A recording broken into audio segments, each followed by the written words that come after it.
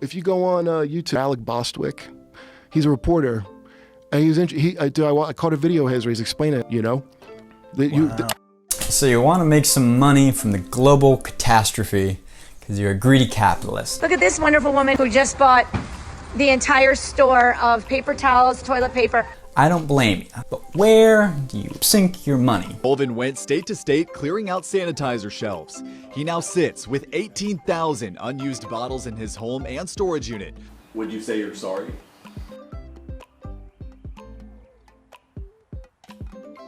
No, I don't think that I would. It's one way of doing it, but if you don't want to be quite as shamelessly bad, one thing you can buy? Uber.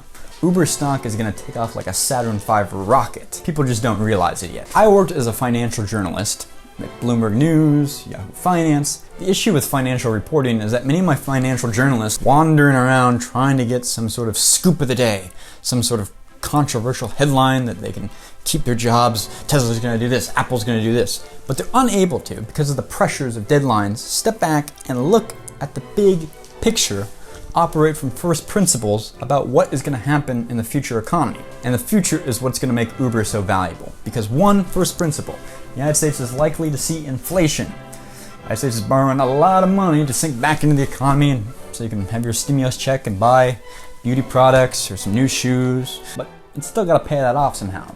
And the easiest way to do that is, well, inflate your way out of it. So you need companies that can withstand inflation. Uber is dynamic pricing, cash positive. It's not encumbered with these massive contracts that you got to renegotiate because the dollar is now worth 10% of what it was. The dollar is worth less, charge more money. Second principle, there are millions and millions and millions and billions and billions and billions of Americans out of work that don't want to be out of work.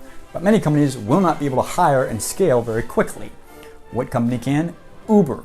As people start to venture outside their houses, masks on, they want to earn a little money. Uber's sitting there, right there waiting for them. Oh, maybe I'll drive part-time. I can earn some cash. People that want to Uber, particularly if they don't want to take public transportation, will continue to Uber and pay whatever Uber charges them. Just because there are more drivers suddenly on the street doesn't mean the price competition brings it down. Uber controls the price of a ride. And if drivers flood the market, Uber can keep that price up because they know the consumer is used to paying $20, even if there's 50 more cars per block. Third principle, oil. Oil, the OPEC does not have some Federal Reserve to back them up. Oil is very cheap, which means that the individual Uber driver, if I want to venture outside on the New York City streets and make a little money, I can actually make more money now because filling up my tank is cheaper. More Uber drivers will be incentivized to drive because they'll be able to keep more of their paycheck. But it's not just me. You know who's the king of investing during inflation? Warren Buffett. I met Warren Buffett once in Omaha, Nebraska. Very charming elderly man. He was drinking Coca-Cola during the entire interview. But here's what he had to say about inflation. Our acquisition preferences run towards businesses that generate cash, not those that consume it. As inflation intensifies, more and more companies find that they must spend all funds they generate internally just to maintain their existing physical volume of business. This is an important point. Uber, the company, has very low overhead. It's basically a revenue sharing model. And so that profit margin does not all have to be sunk into keeping the operating costs of Uber headquarters alive. The criteria that Warren Buffett looks for when investing in a company during inflation are all met by Uber. But what are the drawbacks? One, there are no moats for Uber. Uber is ultimately a service at the moment. Uber doesn't have lots of employees, there's still drivers. That means if they get too successful, Amazon, Apple, other companies could eye that and be like, we want to enter that market too. All Amazon has to do is start Amazon car service, and people will sign up for the Amazon car service and go drive for Amazon. The other issue is the board. The founder of Uber, Travis Kalanick, is gone, which I'm gonna be real with you. Capitalism is capitalism. I don't want some politically correct board. I want the founder, cutthroat. If we're playing the game of capitalism, let's play the game of capitalism. I want the most ruthless shark in the water at the top of the company I'm investing. I cannot get a clear picture of what Uber really wants to do or how Uber board, Uber management sees their company. Investing in bike shares and scooters is not going to see large amounts of money returned.